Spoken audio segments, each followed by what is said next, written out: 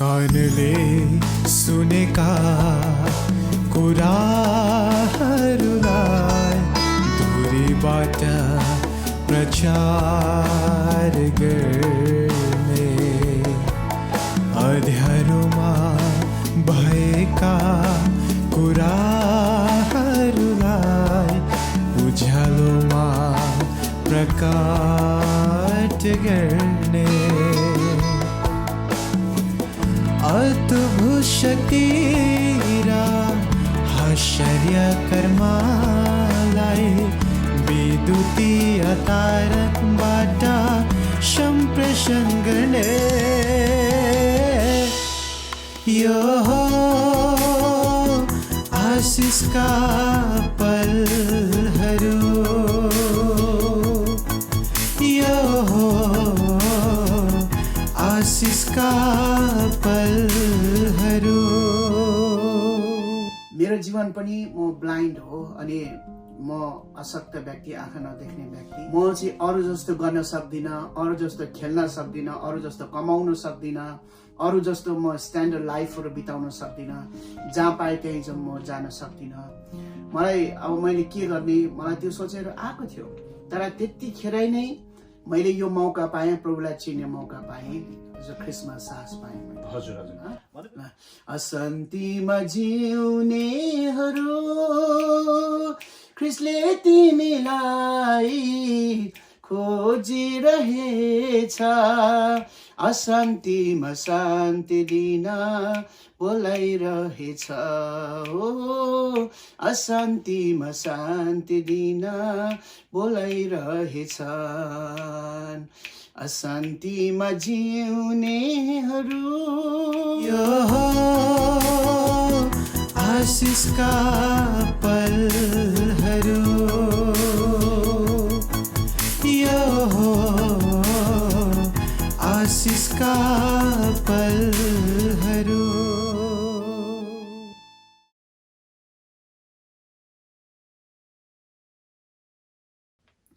आशिषका पलहरू कार्यक्रम हेरेर बस्नुहुने हाम्रा सम्पूर्ण श्रोता तथा दर्शक वृन्दलाई हार्दिक अभिवादन, जय मसीह तथा नमस्कार। तपाईहरुको माझमा सधैँजसो कुनै न कुनै पाहुनालाई लिएर म तपाईहरुको माझमा आउने गरिरहेको छु र साँच्चै आज पनि मैले एउटा त्यस्तो पाहुना तपाईहरुको माझमा लिएर आएको छु जसको जीवनीबाट, जसको जीवनका अन्तरकथाहरू अत्यन्तै मर्माहतपूर्ण छ अनि अत्यन्तै मार्मिक छ अनि उहाँसँग आज हामी बातचित गर्नेछौँ। साँच्चै उहाँको जुन एउटा अदम्य साहस देख्दा, जीवनसँग उहाँ लडाईँ लडिरहनु भएको छ, आफ्नो लक्ष्यतर्फ उहाँ अगाडि हिँडिरहनु भएको छ। उहाँ प्राकृतिक रूपमा बाल्य अवस्थामा 7 वर्षको समय पश्चात जुन उहाँको जीवनमा घटनाहरू घटेको छ त्यसले उहाँको जीवनमा धेरै टर्निङ पोइन्टहरू ल्याएको छ। उहाँ त्यस्तै घटनाबाट हुँदै हुँदै अहिले यो एडल्ट उमेरमा आइसक्नु हुँदाखेरि पनि उहाँले कहिले आफ्नो जीवनको आशा, आफ्नो जीवनको उमङ्ग कहिल्यै पनि उहाँले गुमाउनु भएको छैन। तर सधैँ उहाँ त्यो आशा, त्यो उमङ्गमा उहाँ रमाहट गरिरहनु भएको छ र आफ्नो अदम्य साहसलाई उहाँले चाहिँ प्रयोग गरिरहनु भएको छ। आफू मात्र होइन, अरूलाई पनि जिउनको निम्ति धेरै प्रेरणा उहाँले दिइरहनु भएको छ र धेरै व्यक्तिहरूको निम्ति उहाँ एउटा मार्ग निर्देशन पनि बन्नु भएको छ अर्थात् मार्गदर्शक पनि उहाँ बन्नु भएको छ। यसले गर्दाखेरि आज त्यस्तो पाहुना तपाईहरुको माझमा मैले लिएर आएको छु। उहाँ हुनुहुन्छ हनोक सुब्बा। आदरणीय गुरुबा, तपाईलाई हाम्रो यस आशिषका पलहरू कार्यक्रममा हार्दिक स्वागत छ। हजुर, धन्यवाद। सबैलाई फेरि पनि जय मसीह अनि सम्पूर्णलाई नमस्कार। हजुर गुरुबा, के कसरी समय बिताइरहनु भएको छ यी दिनहरूमा? विशेष गरी अमेरिकामा अब हामी सबैलाई थाहा भएकै कुरा हो, आफ्नो परिवार चलाउनका लागि हाम्रो काम गर्छु अनि प्लस अब प्रभुको सेवकाई पनि छ, मण्डलीलाई पनि निर्देशन गर्ने काम गरिरहेको छु। हजुर, केमा काम गर्नुहुन्छ तपाईँ? हजुर, म हाम्रो एउटा एसोसिएसन फर द ब्लाइन्ड भन्ने एउटा कम्पनी छ। त्यहाँ चाहिँ सोइङ डिपार्टमेन्ट सिलाउने डिपार्टमेन्टमा एउटा सिलाउने काम गर्छु। हजुर हजुर हजुर खुसी लाग्यो तपाईँसँग यसरी भेट्नु पाउँदाखेरि र हाम्रो यो कार्यक्रममा आएर तपाईँले चाहिँ एकदमै विनम्रतापूर्वक हाम्रो निमन्त्रणालाई यहाँले स्वीकार गरिदिनु भयो। म एकदम तपाईँलाई व्यक्तिगत रूपमा धन्यवाद दिन चाहन्छु। र आज हामी तपाईँसँग तपाईँको आफ्नो जीवनी, तपाईँको आफ्नो व्यक्तिगत जीवनी, तपाईँको परिवार र तपाईँको कार्यक्षेत्रहरूसँग पनि हामी केही सम्बन्धित रहेर केही वार्तालाप हामी भलाकुसारी गर्ने नै छौँ। म यहाँसँग अलिकति हाम्रो यो आजको हाम्रो वार्तालापलाई अगाडि बढाउँदाखेरि अलिकति तपाईँको परिचयको विषयमा हाम्रो श्रोताहरूलाई तपाईँले दिनुहोस् भन्ने कुरामा म यहाँलाई अनुरोध गर्न चाहन्छु। हुन्छ, फेरि पनि मेरो नाम हनोक सुब्बा अनि म चाहिँ यहाँ रोचेस्टरमा बस्छु अनि मेरो दैनिक जीवन अघि पनि भनिहालेँ, काम पनि गर्छु प्लस मण्डलीलाई लिडिङ गर्ने काम पनि गर्छु। हजुर, धेरै क्षेत्रमा तपाईँ व्यस्त हुनुहुँदो रहेछ। यसरी व्यस्त हुँदाहुँदै पनि तपाईँ तपाईँको आफ्नो जीवनमा रुचिको, तपाईँलाई साह्रै इन्ट्रेस्ट लाग्ने त्यस्तो क्षेत्रहरू तपाईँको के छ? म स्पेसली चाहिँ म्युजिक नै बढी सिक्ने र म्युजिक नै बजाउने मलाई एकदमै धेरै इन्ट्रेस्ट लाग्छ। अनि विशेष गरी मेरो रुचि भनेको चाहिँ मोस्टली म्युजिक बजाउने नै हो। हजुर, भनिन्छ हरेक मानिसको जीवनमा संयोगान्त छ, वियोगान्त छ। मानिसको जीवनको यात्रा आरोह छ, अवरोह छ, अनि यात्राहरू कति घुम्ती छ। त्यतातिर हामी अहिले जाने नै छौँ। त्यो जानुभन्दा अगाडि कति यस्ता मार्मिक आफ्नो जीवनीहरू, कथाहरू छँदैछन्। त्योभन्दा अगाडि तपाईँले यहाँले भन्नुभयो अलिकति हामी एउटा मनोरञ्जनात्मक पाटातिर नै जानेछौँ, जुन यहाँले सङ्गीत मन पराउँछु भन्नुभयो। कस्तो प्रकारको सङ्गीत तपाईँ मन पराउनुहुन्छ? कस्तो प्रकारको गीत सङ्गीतले तपाईँलाई साह्रै छुने गर्दछ? स्पेसली मलाई आधुनिक गीतहरू, सेन्टिमेन्टल गीतहरू चाहिँ एकदमै मनपर्छ। हजुर, र प्राय भन्दा पनि म चाहिँ सेन्टिमेन्टल गीतहरू बढी जस्तो मन पराउँछु। हजुर, कुनै तपाईँलाई मन परेको त्यस्तो सेन्टिमेन्टल जुन गीतले तपाईँको स्पन्दनलाई छुएको छ, तपाईँको ढुकीलाई छुएको छ, त्यो कुनै त्यस्तो गीत तपाईँलाई साह्रै मनपर्ने कुनै गीत हाम्रो यहाँनिर श्रोताहरूलाई नै अलिकति गुनगुनाएर सुनाइदिनुहोस् न। हुन्छ, विशेष गरी अब गीतहरू चाहिँ मैले पनि निकै धेरै नै कम्पोज चाहिँ गरेको छु, रचना गरेको छु।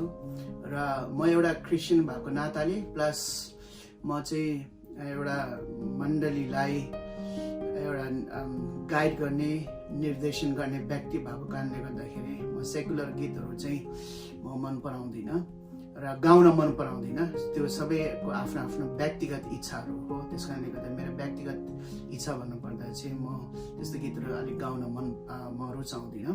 र विशेष गरी म एउटा ख्रिसको गीत नै विशेष गरी मन पराउँछु।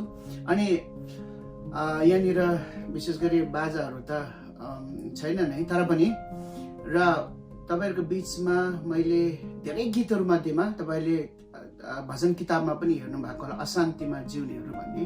विशेष गरी त्यो मैले एक समयमा क्याम्पको अवस्थामा एकदमै दुःखको अवस्थामा बस्दाखेरि, दुःखको अवस्थामा हुँदाखेरि कम्पोज गरेको गीत हो यो। अनि यो चाहिँ यसरी परमेश्वरले मलाई यसरी यो गीत दिनु भएको थियो। म छिमेकी एउटा घरमा एउटा घले परिवार हुनुहुन्थ्यो अनि त्यहाँनिर गएको थिएँ। अनि त्यहाँ जाँदाखेरि चाहिँ उहाँहरू एकदमै गरिब हुनुहुन्थ्यो। एक त क्याम्पको एकदमै रिफ्युजी अवस्था अनि त्यही माथि पनि त्योभन्दा पनि तल्ला एकदमै गरिब अवस्था।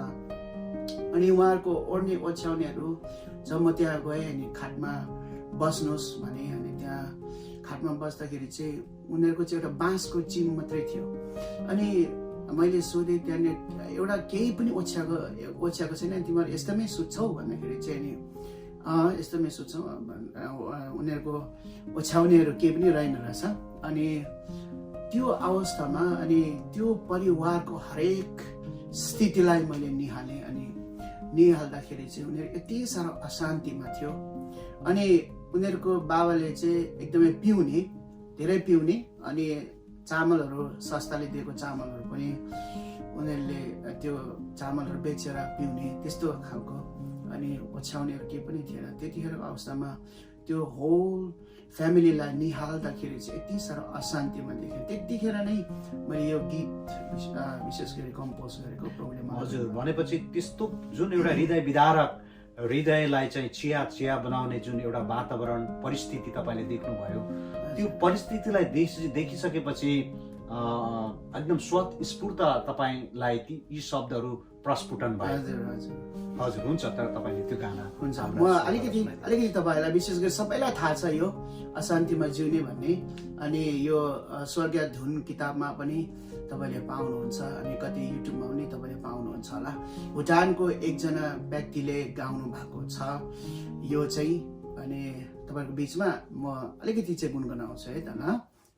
अशान्तिमा जिउनेहरू ख्रिस्टले तिमीलाई खोजिरहेछ, अशान्तिमा शान्ति दिन बोलाइरहेछ, हो अशान्तिमा शान्ति दिन बोलाइरहेछ, अशान्तिमा जिउनेहरू। धन्यवाद। वाउ, अत्यन्तै मार्मिक गाना। म आफैलाई पनि व्यक्तिगत रूपमा यो गानाको रचयिता, यो गानाको चाहिँ सङ्गीत कम्पोजर भनौँ, सङ्गीतकार आदरणीय गुरुबा हनुक सुब्बा हुनुहुन्छ भन्ने कुराहरू मलाई पनि थाहा थिएन। म साह्रै नै एकदमै उत्साहित भएँ। मैले एकदमै म आज धेरै खुसी छु। यो गीतको रचना हजुरले गर्नुभएको रहेछ। अत्यन्तै राम्रो गीत सङ्गीत छ। धेरै मृत्यु शोकहरूमा यो गीतले चाहिँ धेरै यसको गुन्जनहरू हामी सुन्ने गर्दछौँ। यसले धेरै छटपट्टिकोलाई चाहिँ मलमपट्टि गर्ने कामहरू गरिरहेको छ। नेपालदेखि युएससम्म हाम्रो नेपाली समुदायहरू जहाँ शोक सन्तप्त परिवार हुन्छन् अनि त्यहाँनिर चाहिँ यो गीतहरू मैले सुन्ने गरेको छु। साह्रै राम्रो गाना कम्पोज गर्नु भएको रहेछ। तपाईँलाई धेरै धन्यवाद छ र आउँदो दिनहरूमा नि यहाँको अझै यस्तै गानाहरू सुन्न पाइयोस् भन्ने उत्तरोत्तर प्रगतिको कामना पनि गर्दछु। हजुर गुरुबा, साह्रै राम्रो। अलिकति तपाईँको चाहिँ यहाँले अलिकति बताउनु भयो आफ्नो रुचिको क्षेत्रहरू। एकदमै राम्रो लाग्यो, खुसी लाग्यो। भनेपछि तपाईँ युएसमा कहिले आउनुभयो? म 2009मा मार्च 9मा ठ्याक्कै यहाँ यही रचेस्टरमै म आइपुगेको थिएँ। हजुर। नेपालमा तपाईँ कति वर्षसम्म बसोबास गर्नुभयो? लगभग 18-20 वर्षसम्म बसेको। नेपालमा 18-20 वर्ष जति बसोबास गर्नुभयो र नेपालको बसोबास जीवन र यहाँ युएसको बसोबास जीवनमा केही भिन्नता पाउनुभयो? हजुर, धेरै फरक। अब उहाँ भने एउटा क्याम्पको रिफ्युजी क्याम्पमा अनि खानेकुरा प्रशस्त हुँदैन थियो अनि जिउको मात्रै 5 केजी सस्ताले दिन्थ्यो महिनामा, 15मा भनौँ न, 15मा। अनि प्लस अनि एकदमै थोरै सागसब्जीहरू अनि एकदमै पुर्याएर खानु पर्थ्यो। अनि तपाईँको हामी के भन्छ मासु खानु पर्यो भनेदेखिलाई महिना 1.5 महिना कुर्नु पर्थ्यो। बल्लले हामी अलिकति 1 पावा जस्तो हामी मासुहरू किनेर ल्याएर खान सक्थ्यौँ। एकदमै दुःखदायी अवस्थामा हाम्रोमा ओड्ने ओछ्याउने भने जस्तो चाहिँ हुँदैन थियो। अनि हामी कहिले पनि क्याम्पमा चाहिँ यो काठको खाटमा, राम्रो खाटमा हामी सुतेनौँ। हामी बाँसको एउटा चिमले बनाएको खाटमा हामी सुत्यौँ। एकदमै दुःख थियो। अनि गर्मीको मौसममा तपाईँ भन्नुहुन्छ भनेदेखिलाई छाना तातेर एकदमै त्यो खपिन सक्नुहुन्थ्यो। अनि त्यतिखेर मान्छे पनि एकदमै त्यो प्लास्टिक त्यो माथि घाम, अब गर्मीको टाइममा त्यो प्लास्टिक तातिएर अनि भित्र मान्छे बस्दाखेरि अब त्यो प्लास्टिक को तातोले अनि मान्छेको खुन एकदमै सुकाउने अनि बिरामी हुने, त्यस्तै त्यो प्लस त्यहीमाथि एकदमै बाक्लो क्याम्प एकदमै घर बाक्लो। अनि त्यो पनि सानो एकदमै सस्ताले सानो एरिया छुट्याएर उता त प्लट भन्थ्यो अथवा हट भन्थ्यो। त्यो हट एकदमै सीमित लिमिटेड हुन्थ्यो, त्यो भरिमा मात्रै घर बनाएर बस्नुपर्ने। अनि त्यही माथि क्याम्प एकदमै धेरै बाक्लो, एकदमै दुःखदायी थियो क्याम्पमा चाहिँ।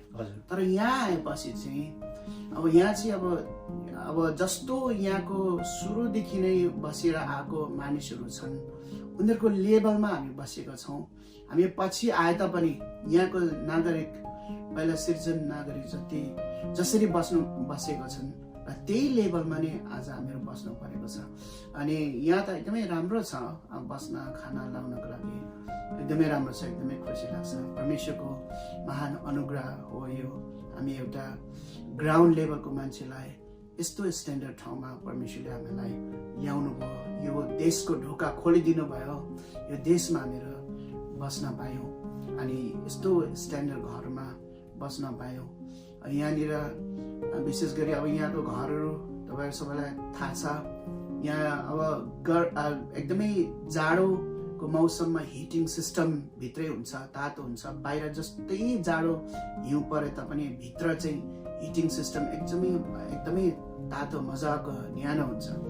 अब तपाईँको गर्मी सिजनमा हेर्नुदेखिलाई यहाँ प्राय जस्तो घरमा होइन अब एसी हुन्छन्, एयर कन्डिसनर हुन्छ। अनि हामी बाहिर जस्तै गर्मी भए पनि भित्र शीतलमा हामी बस्न पाउँछौँ। एकदमै डिफ्रेन्स छ। भनेपछि अत्यन्तै पूर्वाधाको जीवनहरू जे जसरी कष्टकर बित्यो, त्यो तातो घाममा त्यो पोलिथिनहरू, त्यो प्लास्टिकहरू, सायद कालो पोलिथिन प्लास्टिक थियो होला, त्यो हिटिङ हुँदाखेरि त्यसबाट उत्पन्न हुने केमिकल त्यसले पनि कतिचोटि चाहिँ बिरामी अस्वस्थ बनाएको छ। अनि झरी बादल बर्सात हरेक समयमा कष्टकर थियो, जोखिम थियो। न हिटिङको त्यहाँनिर चाहिँ न हिटिङको सुविधा थियो, न त्यो एसीको सुविधा थियो। भनेपछि त्यस यहाँले शिविर क्याम्पमा बिताउनु भएको जीवन र अहिलेको जीवन चाहिँ अतुलनीय छ हैन त? हजुर हजुर। हुन्छ श्रोता, हामी छोटो ब्रेक लिन्छौँ। आशीषका पलहरू यो हो, आशीषका पलहरू। त ब्रेकपछि फेरि यहाँहरूलाई हार्दिक स्वागत म जनाउँदछु। र हाम्रो पाहुनासँग उहाँले नेपालमा भोग्नु भएको कष्टकर जीवनको विषयमा केही फ्ल्यासब्याकहरू दिइरहनु भएको थियो। मैले अघि भने चाहिँ साँच्चै हाम्रो हरेक मानिसको आफ्नो आफ्नो जीवन कथा छ, गाथा छ, पीडा छ, कथाभित्र व्यथाहरू सङ्गालिएका छन्। हरेक व्यक्तिको आफ्नो आफ्नो अनुभव छ, जीवन सङ्घर्षको पाटाहरू छन्। साँच्चै जीवन एउटा यात्रा हो अनि हरेक व्यक्तिले यो यात्रा हिँड्नै पर्छ यस पृथ्वीमा जन्मिसकेपछि। र फेरि पनि हाम्रो पाहुनाको हामी उहाँको जीवनीतिर हामी फर्कनेछौँ। गुरुबा, फेरि ब्रेकपछि तपाईँलाई स्वागत छ। अब हामी तपाईँको अलिकति बचपनतिर हामी जानेछौँ, फर्कनेछौँ। तपाईँको बाल्य अवस्था के कसरी बित्यो, कहाँ बित्यो, तपाईँको ओरिजिनली तपाईँको जन्म कहाँ, कुन ठाउँमा भएको थियो? म भुटानमा जन्मेको। अनि भुटान कालीखोला भन्नेमा प्राय मानिसले कुलकुले कालीखोला भनेर चाहिँ भन्दाखेरि चिन्याउने रहेछ। र म चाहिँ कुलकुले कालीखोलामा जन्मेको। अनि मेरो बाबाको नाम प्रताप सुब्बा अनि मेरो आमाको नाम चाहिँ हर्कमाया सुब्बा। अनि उहाँहरूको काखमा म चाहिँ एउटा कान्छा छोराको रूपमा जन्मेको। हजुर हजुर। भनेपछि तपाईँको बाल्य अवस्था के कसरी बित्यो हजुर भुटानमा? अब भुटानमा त राम्रैसँगले बित्यो भनौँ। अनि म जब जन्मे पश्चात 7 वर्षसम्म चाहिँ राम्रैसँगले नै, अब 7 वर्षसम्म चाहिँ अब स्कुलहरू गइएको थिएन। अनि भुटानमा जब जन्मे 7 वर्षसम्ममा चाहिँ म राम्रै थिएँ। म एकदमै अहिले चाहिँ म ब्लाइन्ड हो। अनि त्यतिखेरसम्ममा चाहिँ मेरो आँखा राम्रै थियो, राम्रै देख्थेँ। अनि यताउता अब भुटानको चाहिँ प्राय सबैलाई थाहा छ, हामी गाउँले जीवन, अनि हामी बाख्रा गोठलाई जानु पर्थ्यो, गाई गोठलाई जानु पर्थ्यो। हामी त्यसरी नै गाउँले जीवनहरू बिताइराखेको थियौँ 7 वर्षसम्ममा चाहिँ। हजुर, भनेपछि यहाँले 7 वर्षसम्म चाहिँ राम्रोसँगले देख्न सक्नुहुन्थ्यो। तपाईँलाई त्यो 7 वर्षसम्मको तपाईँको गतिविधिहरू, तपाईँले गर्नुभएको कामहरू, गाई चलनहरू, गोठाला गएका कुराहरू, दाउरा घाँस गर्नुभएको कुराहरू, पानीहरू भर्ने कुराहरू, यो कुराहरूको तपाईँलाई स्मरण छ अहिले पनि ताजै? हजुर, एकदमै स्मरण छ। अनि प्राय त अब त्यतिखेरको समयको कुरा हो होइन। अहिले भन्दा त्यतिखेरको जमाना एकदमै ब्याकवर्ड भएको जमाना थियो। अनि तर मलाई प्राय त्यसरी गाई गोठला गएको, अनि पानी भर्न हामी घरदेखि धेरै टाढो जानु पर्थ्यो खोलामा। ती कुराहरू चाहिँ सबै कुरा याद छ। ओहो, भनेपछि तपाईँको 7 वर्ष पछाडि चाहिँ कसरी तपाईँले यो आँखाको दृष्टि तपाईँले गुमाउनु भयो?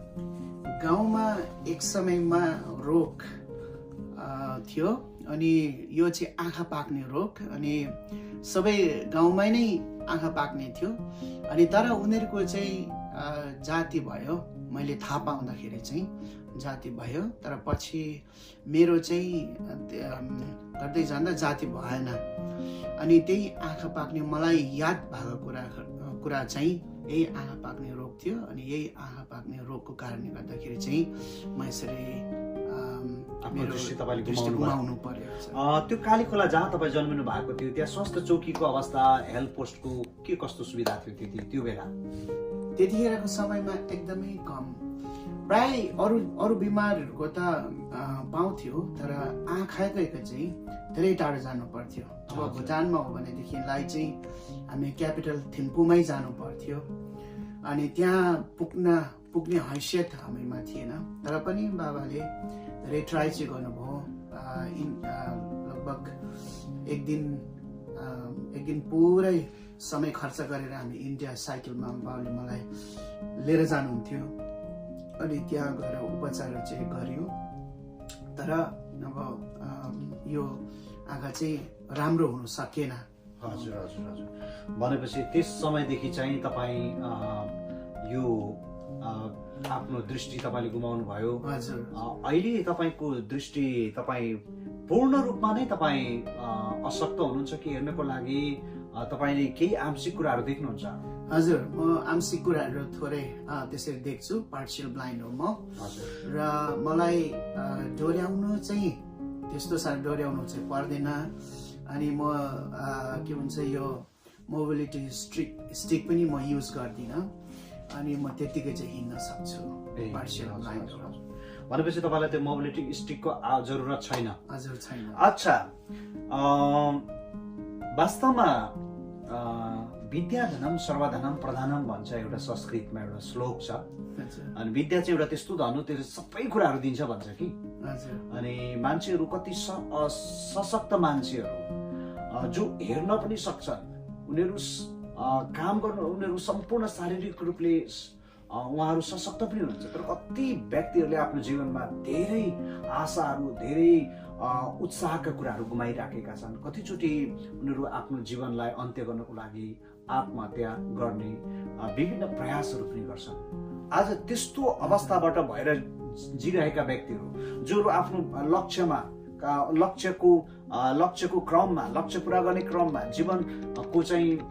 जीवनलाई चाहिँ एउटा सहज बनाउनको लागि कति सङ्घर्ष गर्दाखेरि कतिचोटि उहाँहरू असफल भएको कारणले गर्दा कतिचोटि त्यसरी चाहिँ आफ्नो जिन्दगीलाई नै सिद्ध्याउन चाहने व्यक्तिहरू तपाईँ के सन्देश दिन चाहनुहुन्छ? हजुर, राम्रो प्रश्न। र विशेष गरी संसारमा हामीहरू अहिलेको हालमा हामी विचार गऱ्यौँ भने धेरै मानिसहरू चाहिँ सुसाइड गरिरहेको, आफ्नो जीवनलाई अन्त्य गरिरहेको पाउँछौँ। यो चाहिँ धेरै दुःख लाग्दो कुराहरू हुन्। अनि विशेष गरी मेरो जीवनबाट र संसारमा एकदमै डिप्रेसनमा गएका र त्यस्तो घटना गर्नलाई सोचिरहेको व्यक्तिहरूलाई चाहिँ, संसारलाई चाहिँ म के सन्देश दिन चाहन्छु भनेदेखिलाई, मेरो जीवन पनि म ब्लाइन्ड हो। अनि म अशक्त व्यक्ति, आँखा नदेख्ने व्यक्ति, अनि मेरो जीवन पनि त्यहाँसम्म पुग्थ्यो होला, मलाई थाहा छैन, पुग्थ्यो पनि होला। किनकि मैले एकचोटि अनुभव गरेको छु मेरो जवान अवस्थामा। मलाई सानो उमेरमा त ठिकै थियो, म त्यस्तो सोचाइहरू मेरो लाइफको बारेमा सोचेर आउँदैन थियो। तर जब म जवान भएँ अनि मेरो जीवनमा सोचाइहरू आउन थाल्यो, म चाहिँ अरू जस्तो गर्न सक्दिनँ, अरू जस्तो खेल्न सक्दिनँ, अरू जस्तो कमाउन सक्दिनँ, अरू जस्तो म स्ट्यान्डर्ड लाइफहरू बिताउन सक्दिनँ, जहाँ पाएँ त्यहीँ चाहिँ म जान सक्दिनँ। मलाई अब मैले के गर्ने, मलाई त्यो सोचेर आएको थियो। तर त्यतिखेरै नै मैले यो मौका पाएँ, प्रभुलाई चिन्ने मौका पाएँ, सबैलाई बुझ्ने हिसाबमा अनि म क्रिस्चियन हुने मौका पाएँ। अनि जब मैले विश्वास गरे पश्चात यता चाहिँ मैले उहाँमा चाहिँ ठुलो एउटा आशा पाएँ, लाइफ के हो। अनि खासै यो अशक्त आँखै नदेख्दाखेरि नै जीवन अन्त्यै गर्नुपर्छ भन्ने छैन र त्यो बारेमा मैले राम्रोसँगले बुझेँ। अनि परमेश्वरले चाहिँ हामीलाई एउटा आशा नभएकोहरूलाई आशा दिनुहुन्छ र एउटा कुरा गुमे तापनि अरू धेरै कुराहरू छन् भन्ने कुराहरू, त्यो आशाहरू। अनि एकदमै अशान्तिमा भएका व्यक्तिहरूलाई एकदमै दिमागमा अशान्ति भइरहेको, त्यस्तो दिमागमा एउटा शीतल भन्ने काम अथवा शान्ति दिने काम परमेश्वरले गर्नुभयो। अथवा मलाई त्यो सोचाइहरू, विभिन्न नकारात्मक सोचाइ आउनेहरूबाट परमेश्वरले मलाई वञ्चित गर्नुभयो, त्यो ढोकाहरू बन्द गर्नुभयो र उहाँको वचनमा एउटा भरोसा राख्ने, आशा गर्ने त्यो मौका, त्यो ढोकाहरू खोलिदिनु भयो। अनि उहाँमा चाहिँ शान्ति छ है भने त्यो विश्वास म भित्र दिनुभयो। हजुर, भनेपछि यहाँले चाहिँ प्रभु यीशु ख्रीष्टलाई पाउनु भइसकेपछि अथवा प्रभु यीशु ख्रीष्टलाई समयमै आफ्नो जवान अवस्थामै बचपनमै यहाँले प्रभु यीशु ख्रीष्टलाई पाउनु भएको कारणले तपाईको जीवनमा चाहिँ निराशाहरू, उदास, हताशबाट तपाईँ त्योबाट मुक्त हुनुहुन्छ। हजुर, तपाईले जीवन जिउनको लागि साहस प्राप्त गर्नुभएको छ। ख्रीष्टमा साहस पाएँ। हजुर हजुर, भनेपछि तपाईँ जस्तो सुकै असहज अवस्थामा नि अब तपाईँ निर्ढुक्कसँग तपाईँ लडाइँ लड्न सक्नुहुन्छ। एकदमै। हजुर हजुर, एकदमै धन्यवाद छ। अनि साँच्चै हाम्रा श्रोता तथा दर्शकहरूलाई हाम्रो आजको पाहुनाले ठुलो उत्साह दिइरहनु भएको छ। उहाँ पार्शियल भिजुअल मा उहाँलाई समस्या हुँदाहुँदै पनि उहाँ यस अमेरिका जस्तो ठाउँमा आएर चाहिँ उहाँले आफ्नो घरहरू किन्नु भएको छ, आफ्नो परिवारहरू, छोराछोरीहरूलाई, आफ्नो श्रीमतीलाई राम्रोसँगले टेक केयर गरिरहनु भएको छ। त्यति मात्र होइन, अरू तपाईँ जस्तो अघि तपाईँले भन्नुभयो मण्डली समुदाय, आफ्नो मण्डली समुदायलाई नेतृत्व गर्ने कुराहरू गर्नुहुन्छ। तपाईँको आफ्नो चाहिँ यो कम्पनीमा जहाँ कपडाहरू चाहिँ त्यहाँनिर चाहिँ जोड्ने, सिलाउने कामहरू गर्ने काम, त्यहाँ पनि काम गर्नुहुन्छ। यस अतिरिक्त तपाईँले अरू पनि अरू समाजमा रहेका इष्टमित्रहरूलाई कुन कुन कुराहरूबाट उहाँलाई तपाईँले सामाजिक रूपमा सेवा दिन सक्नुहुन्छ? म त्यस्तो साह्रो त नभनौँ, तर पनि अब मण्डलीको कुरा गर्नेमा कतिजना अशान्तिमा हुन्छन् र धेरै चिन्ता फिक्रीमा हुन्छ र उहाँहरूलाई एडभाइस गर्ने, काउन्सिल गर्ने कामहरू गर्छु भनेदेखिलाई।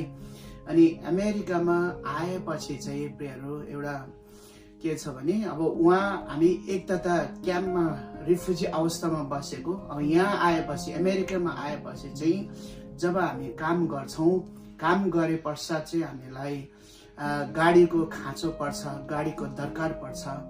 अनि गाडीहरू सिक्नुपर्ने हुन्छ। अनि उहाँबाट आएपछि चाहिँ गाडी कुदाउने 81 गाडी कुदाउनु आँटहरू आउँदैन उनीहरूलाई।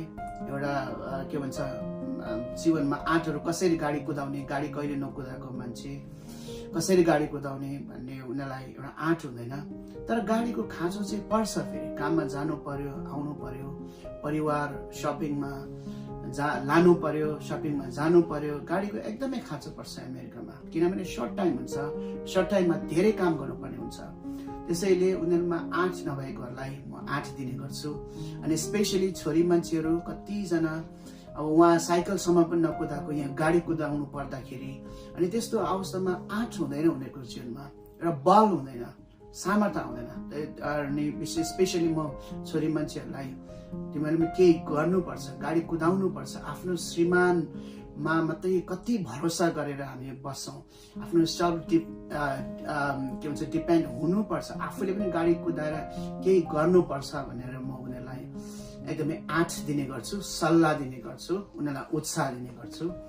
अनि म उनीहरूले चाह्यो भनेदेखिलाई म गाडीको म आफै एउटा भिजनलेस भएको व्यक्ति, तर पनि म उनीहरूलाई ओरिएन्टेसन दिएर गाडी यसरी कुदाउनु पर्छ भनेर म सिटमा बसाएर ओरिएन्टेसन दिएर म गाडी कुदाउनु सिकाउनु चाहिँ म थोरै मात्रामा भए तापनि म उनीहरूलाई ओरिएन्टेसन चाहिँ दिन सक्छु। वाउ, साह्रै एकदमै तपाईँले ठुलो तपाईँको योगदान मैले महसुस गरिरहेको छु।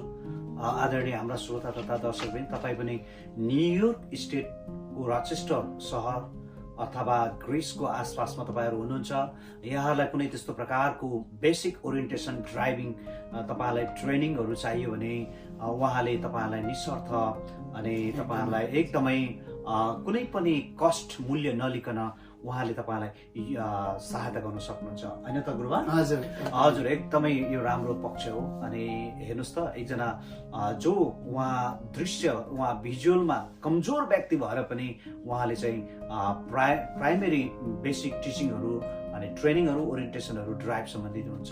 एकदमै धेरै यो उत्साहको कुरो हो। हुन्छ श्रोता, हामी छोटो ब्रेक लिनेछौँ। यो हो आशिषका पलहरू, यो हो आशिषका पलहरू। छोटो ब्रेक पछि फेरि पनि हाम्रा श्रोता तथा दर्शकहरूलाई हार्दिक स्वागत छ र हाम्रो एकदमै वार्तालाप साह्रै नै अर्थपूर्ण ढङ्गले अगाडि बढिरहेको छ।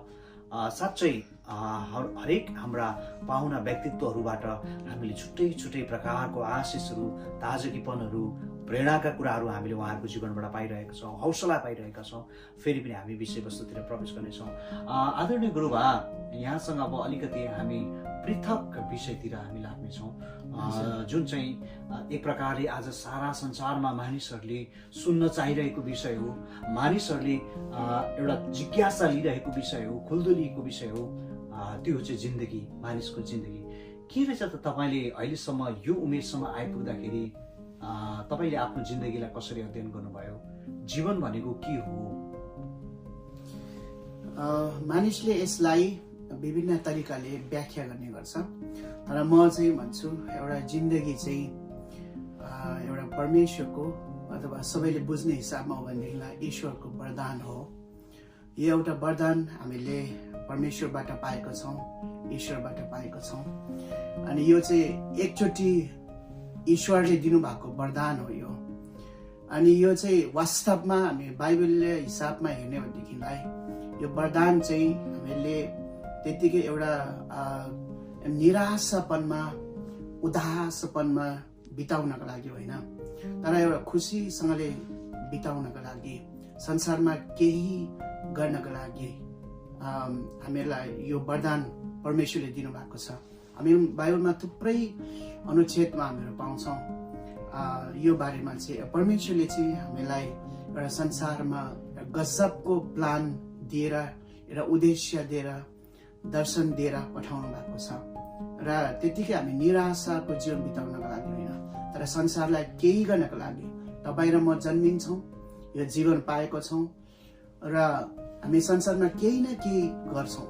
जसरी मैले अहिले तपाईँलाई भने, म एउटा दृष्टिविहीन भए तापनि म एउटा मण्डली समाजलाई शिक्षा दिने, बाइबलले शिक्षा दिने कामहरू गर्छु भने, र कतिजना निराशामा भएका व्यक्तिहरूलाई उत्साह दिने गर्छु भनेदेखिलाई, आँट नभएको व्यक्तिहरू आफ्नो जीवनमा केही गर्छु भनेर आँट नभएको व्यक्तिहरूलाई आँट दिने गर्छु। मैले अघि पनि भने तपाईँलाई, गाडी उनीहरूलाई यहाँ सुरुमा अमेरिका आउँदाखेरि गाडी चाहिन्छ, तर कुदाउने आँट हुँदैन।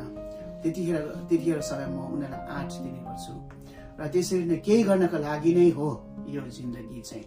अनि विशेष गरी जिन्दगी के हो त भन्ने सन्दर्भमा चाहिँ म विशेष गरी अब तपाईँहरूको आफ्नो आफ्नो होला जिन्दगी के हो भन्ने व्याख्या आफ्नो आफ्नो होला, तर मेरो मेरो आफ्नो तर्फबाट भन्नुपर्दा चाहिँ एउटा यो जिन्दगी चाहिँ ईश्वरको वरदान हो र हामीले संसारमा एकचोटि यो वरदान पाएका छौँ र असल अनि खुसीसँगले बिताउनु पर्छ भन्ने मान्यता राख्ने व्यक्ति हो म। हजुर हजुर। मदर टेरेसा महान समाजसेवी, विश्व प्रसिद्ध महान समाजसेवी मदर टेरेसाको एउटा भनाइ छ। उहाँको भनाइ के छ भन्नुहुन्छ भने उहाँको अभिव्यक्ति कि परिवारमा एक्लो हुनु अथवा आफ्नो कुनै परिवार नहुनु, परिवारमा एक्लो हुनु चाहिँ संसारको सबैभन्दा डरलाग्दो दरिद्रता हो भन्छ। तपाईलाई कस्तो लाग्छ यो परिवार नभएको व्यक्ति चाहिँ साँच्चै संसारमा सबैभन्दा एकदमै दरिद्र गरिब व्यक्ति हो भन्ने कुरामा तपाईँ सहमत हुनुहुन्छ? हजुर, म एकदमै सहमति छु। हजुर, किनभने एक्लोमा भनाइ छ नि, एक थुकी सुकी अनि 100 थुकी नदी भने जस्तो एउटा परिवार छ भनेदेखिलाई हामी धेरै कुरामा सहायता र सहयोग एकअर्कालाई हामी गर्न सक्छौँ। र मेरो आफ्नै जीवनमा पनि भन्नुपर्दाखेरि मेरो परिवारको ठुलो सहयोग छ। जस्तै म दृष्टिविहीन छु, म गाडी कुदाउन सक्दिनँ भने मेरो श्रीमतीले मलाई गाडीमा हालेर कहाँ पुर्याउन, सपिङ गर्न, काममा लान ल्याउन सबै त्यो गर्न सक्छ। प्लस मेरो छोरी छ, छोरीले मलाई धेरै कुरामा सहायताहरू गर्न सक्छ। मलाई गाडीमा उता जाउँ भन्यो भने मेरो छोरीले मलाई त्यहाँनिर लान सक्छ। विभिन्न परिवारद्वारा धेरै ठुलो हामी सहायता पाउन सक्छौँ। अनि परिवार छैन भने हामी खुसी पनि रहन सक्दैनौँ। अनि परिवार चाहिँ एकदमै महत्त्वपूर्ण हो। भनेपछि तपाईँको अहिलेसम्मको जति पनि यहाँको चाहिँ कम्पनीमा तपाईँ जुन काम गरिरहनु भएको छ, एउटा मण्डली समुदायलाई चाहिँ तपाईँले नेतृत्व दिइरहनु भएको छ। अनि त्यसपछि अरू तपाईँले आवश्यक परेकोहरूलाई यहाँले चाहिँ परामर्श दिएर हुन्छ कि सरसल्लाह दिएर हुन्छ कि आवश्यक पर्दाखेरि आवश्यकतामा परेकाहरूलाई सवारी साधनहरू, एउटा ओरिएन्टेसन ट्रेनिङहरू दिएर हुन्छ कि तपाईँले मद्दत गरिरहनु भएको छ। यी सबै कुराहरूमा तपाईँको आफ्नो श्रीमती र आफ्नो परिवार छोराछोरीहरूको भूमिका नहुने हो भने सायद यी कुराहरू अहिले यहाँसम्म तपाईँ जुन प्रकारले स्वत स्फूर्त परिचालित भइरहनु भएको छ यो सम्भव थिएन। निश्चय नै थिएन। परिवारको धेरै ठुलो हात छ मेरो जीवनमा र परिवार नभएको भए हजुरले भने जस्तै म त्यो सबै कामहरू गर्न सक्दिनँ थियो होला र परिवारको ठुलो हात छ। भनेपछि कसैको भनाइ छ कि साँचो स्वर्ग, व्यवहारिक स्वर्ग चाहिँ एउटा परिवारबाट सुरुवात हुन्छ भन्छ। तपाईँ यस भनाइप्रति तपाईँको के सहमति छ? हजुर, म त्यसमा एकदमै सहमति छु। हजुर, भनेपछि स्वर्ग चाहिँ एउटा परिवारबाट नै सृजना हुँदो रहेछ होइन त, साँचो स्वर्ग, व्यवहारिक स्वर्ग? हजुर। एकदमै हाम्रा श्रोता तथा दर्शक वृन्द, हामीहरू समयको अन्तिमतिर छौँ। साह्रै नै एकदमै उपयोगी, जीवन उपयोगी कुराकानीहरू हाम्रो भइरहेको छ।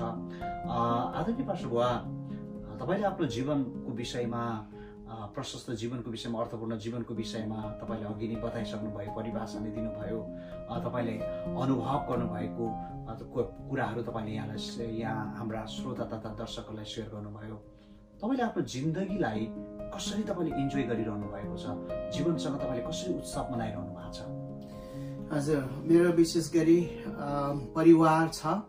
परिवारसँग एकदमै राम्रोसँगले, एकदमै शान्तिसँगले जीवनहरू व्यतीत भइराखेको छ।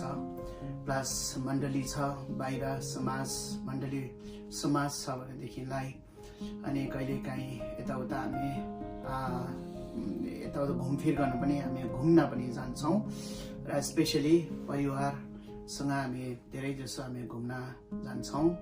र अरू हामी दैनिक विशेष गरी त मेरो काम छ अनि काममै विशेष गरी हाम्रो समयहरू बित्छ भने हामी छुट्टी भएको समयहरूमा चाहिँ म परिवारसँग अर्थात् मण्डलीसँग र कहिलेकाहीँ कता मण्डलीहरूले मलाई वचन बोलाउँछन् अनि त्यता जान्छु। त्यसरी नै समयहरू र हाम्रो जिन्दगीहरू बितिराखेको छ। यसरी तपाईँले आफ्नो जीवनको उत्सव मनाइरहनु भएको छ, आफ्नो जिन्दगीसँग तपाईँ इन्जोय गरिरहनु भएको छ होइन त? के छ तपाईँको अब भविष्यको लक्ष्य योजना के छ हाम्रा श्रोता तथा दर्शकहरूलाई पनि सेयर गरिदिनुहोस् न, ताकि हाम्रा दर्शक तथा श्रोताहरूले पनि जीवनमा नयाँ आत्मबल उहाँले नै प्राप्त गर्नुभएको होस्। अब खासै हो भनेदेखिलाई त्यस्तो ठुलो एउटा उद्देश्यहरू त छैन नै। अब जति गरिहाल्यौँ हामीले, हाम्रो जीवनबाट जे गर्न सक्छौँ त्यो गऱ्यौँ। मण्डलीहरूलाई विशेष गरी एउटा बाइबलले राम्रो शिक्षाहरू सिकाउने उद्देश्य छ। राम्रोसँगले प्रभुमा उनीहरूलाई अगाडि बढाउने इच्छाहरू छ। अनि प्लस मेरो आफ्नै व्यक्तिगत पारिवारिक कुराहरू भन्नुपर्दाखेरि छोराछोरीलाई राम्रोसँगले पढाउने इच्छा छ। मेरो एउटा छोरी त कलेज पढ्दै पनि छ र प्लस आफै पनि म कहिलेकाहीँ फुर्सदको समयमा चाहिँ यसो म्युजिकहरू सिकेर होइन म यसो अलिअलि भायोलिन बजाउँछु अनि ट्रम्पेट पनि सिक्दैछु भर्खरै।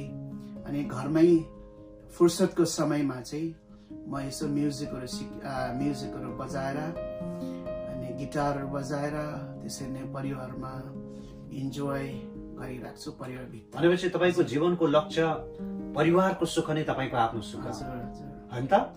परिवारको सफलता पनि तपाईँको आफ्नो सफलता, यसरी तपाईँले जोडेर हेर्नु भएको छ। धेरै एकदमै राम्रो तपाईँको लक्ष्य, साँच्चै अत्यन्तै उपयोगी लक्ष्य, जीवन समृद्धशाली बनाउने लक्ष्य, एकदमै अर्थपूर्ण लक्ष्य लाग्यो। अन्तमा हामी जाँदै हाम्रो यो आशिषको पहलहरू कार्यक्रम हेरेर बस्नुहुने सम्पूर्ण तमाम श्रोता तथा दर्शकहरूलाई के सन्देश दिन चाहनुहुन्छ? हुन्छ र स्पेसली म सारा दर्शकहरूलाई चाहिँ के भन्न चाहन्छु भनेदेखिलाई, यो दिन यो समयहरूमा हामी विशेष गरी चाहिँ हामी जीवनमा एकदमै हामी फ्रस्ट्रेट हुने गर्छौँ र म तपाईँलाई यो इन्करेज गर्न चाहन्छु। हामीले एक बारको यो जिन्दगी यो जीवन पाएको छौँ र कहिले पनि फ्रस्ट्रेसनमा नजानुहोस्। जसरी हुन्छ तपाईँले खुसीसँगले लाइफ बिताउनुहोस्। जसरी मैले तपाईँलाई भनिहालेँ, म परिवारसँग इन्जोय गर्छु, अरू बेला काम पनि गर्छु, अनि फुर्सदको समयमा परिवारसँग घुम्न पनि जान्छु म। अनि प्लस म घरमै बस्दाखेरि फुर्सद समय पाएको बेलामा म्युजिकहरू पनि सिक्छु।